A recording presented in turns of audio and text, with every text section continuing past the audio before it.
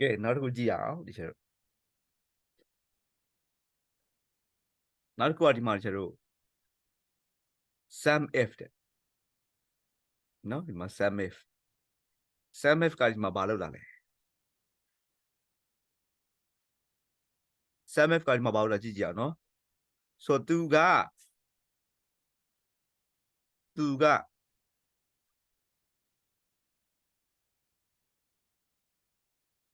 Sam လာတော့ Sam ပါပေါ့နော်ပေါင်းတော့ပေါင်းမယ်ကွာ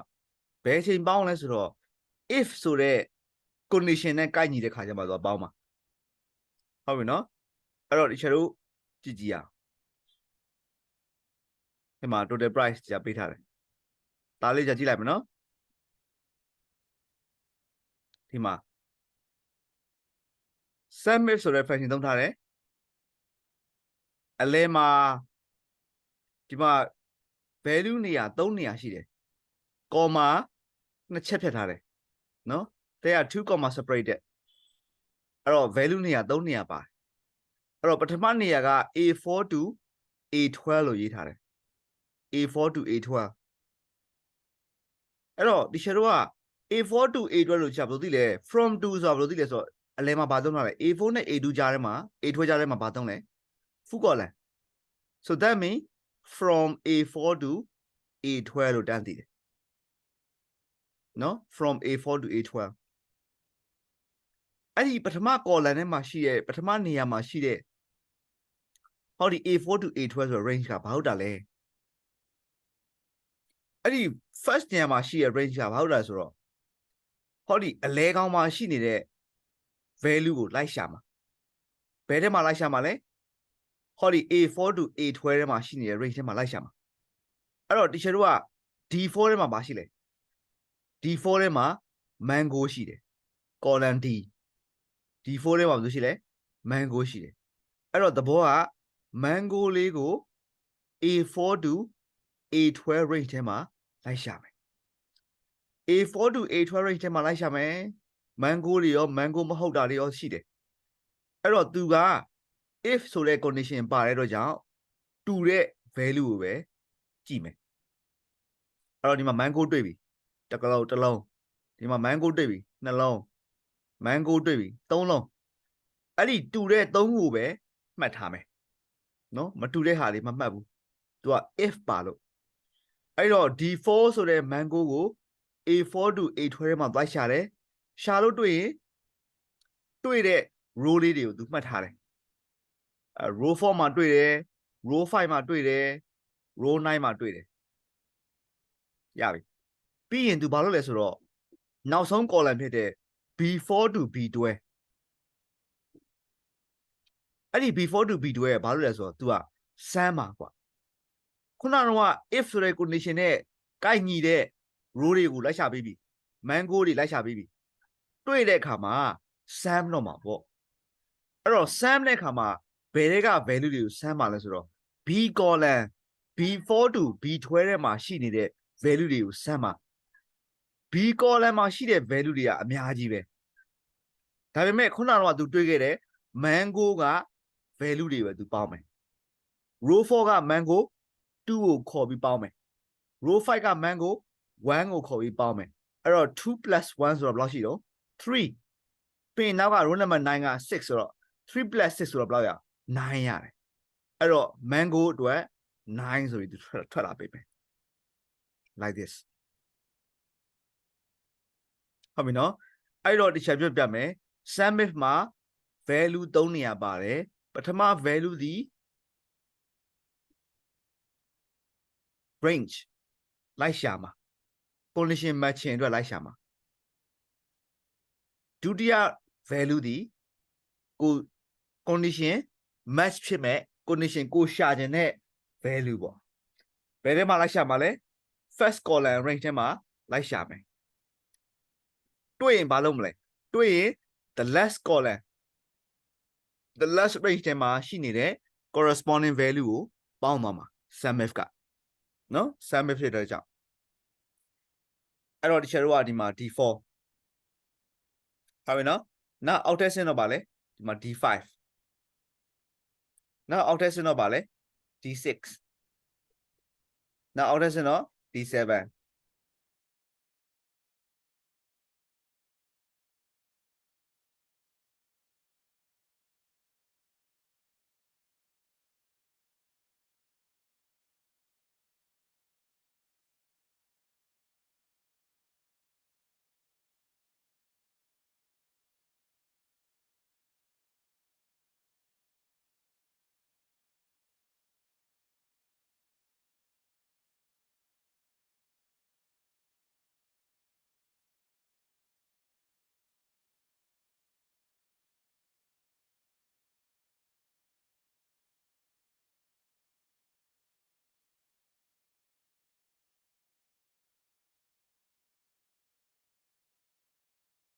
Okay, but no, I don't teach you guys in here, ma.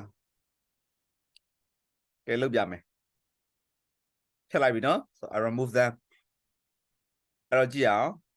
So some find comment. Call it F. F is go to B. Some if go like shame. Some if.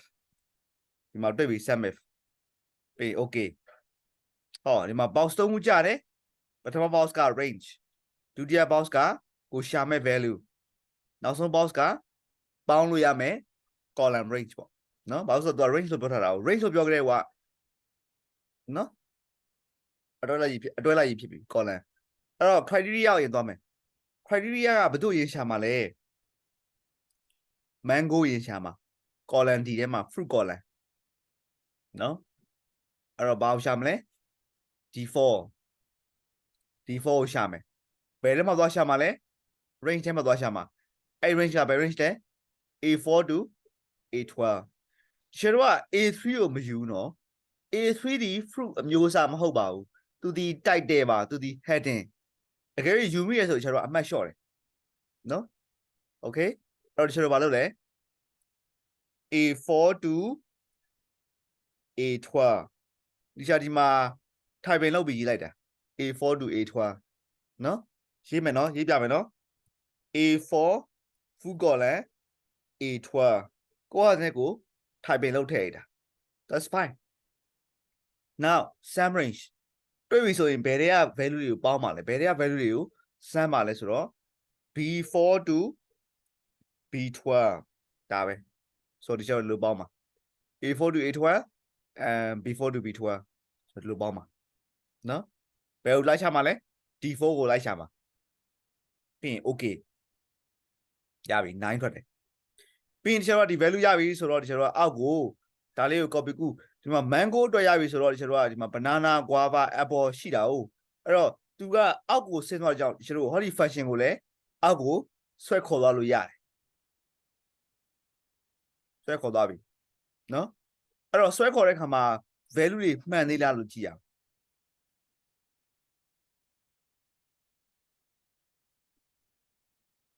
ဟောဒီမှာကျင်း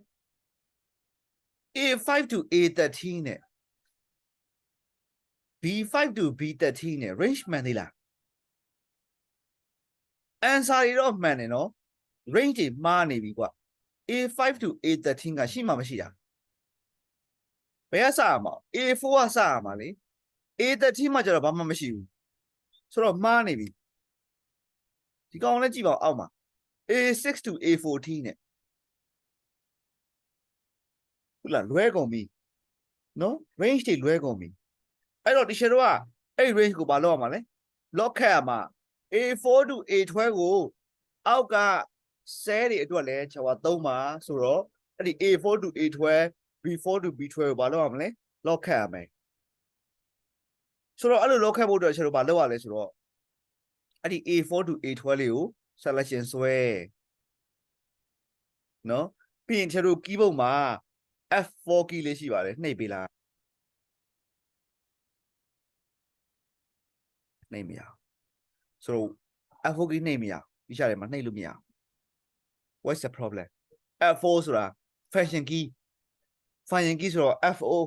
FN လေးကိုဖိထားပြီးမှအဲ့ဒီ F4 လေးကိုနှိပ်လို့ရမယ်လို့ပြောတာအဲ့တော့ FN လေးကိုဖိထားပြီး F4 လေးကိုနှိပ်ပြီဟောဒီမှာ dollar sign ဝင်သွားပြီ so that means it's locking the cell now in the same way B4 to B12 လေးကိုလည်း selection ဆွဲပြီး FN လေးကိုဖိထား F4 လေးကိုနှိပ်ပြီဆိုဒါဆိုရပြီကျွန်တော် lock ခတ်ပြီးသွားပြီပြီးအောက်ထဲကို drag ပြန်ဆွဲချပြီးစစ်ကြည့်ပေါ့နော်ဒီမှာ A4 to A12 B4 to B12 နောက်တစ်ခုစစ်ကြည့်နော် A4 to A12 B4 to B12 အကုန်လုံးမှန်သွားပြီ so that's it ဆိုတော့အဲ့လောက်ကျွန်တော်ဘာလို့ခေါ်လဲဆိုတော့ absolute referencing လို့ခေါ်တယ်ဟုတ်ပြီနော်ဆိုတော့ဒါဘာလို့ခေါ်လဲ absolute referencing လို့ခေါ်ပါတယ် okay မလားဟုတ်ပြီနော်ဒေါ်လာဆိုင်သုံးတာပေါ့ရမယ်နော်ဆိုတော့နောက်တစ်ခုကျတော့ကျွန်တော်ဘာသုံးလဲဆိုတော့နောက်တစ်ခုကျဒီမှာ name သုံးတယ်ကွာ D4 လေးကို fruit list ထဲမှာသွားရှာမယ်ပြီးရင် try list ထဲက value တွေကိုပေါင်းမယ်နော်ဆိုတော့ဒါကျတော့ naming နဲ့သွားတာဆိုတော့ကျွန်တော် naming ပေးရမှာပေါ့အခုတခြားထဲမှာ name ပေးပြီးသားအဲ့တော့သွားကြည့်အောင်နော်ဒီရဲ့ naming သွားကြည့်အောင်အဲ့တော့ name manager သွားကြည့်မယ်ဆို formula tab ထဲက name manager ဒီမှာကြည့်ကြည့် fruit list ကိုကြာဘာပေးထားလဲ A4 to A12 တဲ့ဟုတ်လားနော်ဒီမှာ A4 to A12 ဒီရှာ fruit list အဲ့တော့ A4 to A12 ကိုဒီနာမည်ပေးထားတယ် fruit list ဆိုပြီးနာမည်ပေးထားတယ် now price list ကကြတော့ B4 to B12 ဟုတ်လားနော် B4 to B12 နာမည်ပေးပြီးသားဆိုတော့ဒီချာတို့ကခုနကတော့မျိုး absolute referencing သုံးစရာမလိုတော့ဘူးဘာလို့လဲနော် fruit list price list ဆိုပြီးတခါတည်း naming နဲ့တွားလိုက်ရပြီနော်ဟုတ်လားဒါ naming နဲ့တွားလိုက်တာဆိုရမယ်နော်ဆိုတော့ name ပေးတာတော့ဘယ်လိုပေးလဲကိုပေးရင်တဲ့ name ကို range ကို selection ဆွဲပြီးရင် right click ခောက် define name ဒါလေးနှိပ်ပြီးတော့နာမည်ပေးလိုက်ရင်ရပြီနော်ဒီပေါ်က name box ထဲမှာနာမည်ပြောင်းလာပါဟုတ်ပြီနော်ဆိုတော့တခြားလို့သွားတယ်နောက် column E မှာ column E ရတာတွေကသုံးလို့မရအောင် column E မှာသုံးခွင့်မရှိပါဘူးသုံးလို့မရပါဘူးเนาะဘာလို့ဆိုတော့ကျွန်တော်ကဒီမှာ mango ပြီးရင်ဒီမှာ banana ပြီးရင် guava အဲ့လိုမျိုး value တွေကိုကျွန်တော်မသုံး direct မထည့်ဘူးကျွန်တော်ရှာချင်တဲ့ value တွေကိုလူမျိုး direct မထည့်ပါဘူးအဲ့တော့ game မှာဒီကျွန်တော်မှာအသီးအမျိုးပေါင်း100ရှိရဆိုရင် you have to type in 100 times ဟုတ်လားကျွန်တော်မှာ row ပေါင်းအခု100ရှိရဆိုကျွန်တော်ကခါ100ထည့်နေရမှာလေ so that's not efficient အဲ့တော့ နာမည်တွေကို direct ထည့်တာကိုမသုံးပါဘူးเนาะအဲ့ဒါမျိုး number တွေကို direct ထည့်တာကိုကျွန်တော်ဘာလို့ခေါ်လဲဆိုတော့ hard code လို့ခေါ်တယ် value direct တွေ value တွေကို direct ရိုက်ထည့် typing လုပ်ထည့်ပြီးသုံးတာအဲ့ဒါကိုကျွန်တော် hard code လို့ခေါ်တယ်เนาะ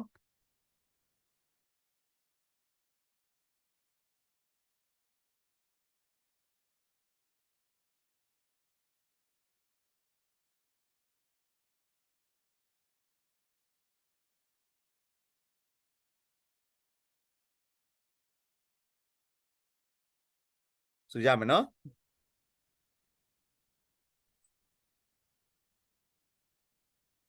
အဲ့ဒီ hard code ကမသုံးရပါဘူးเนาะ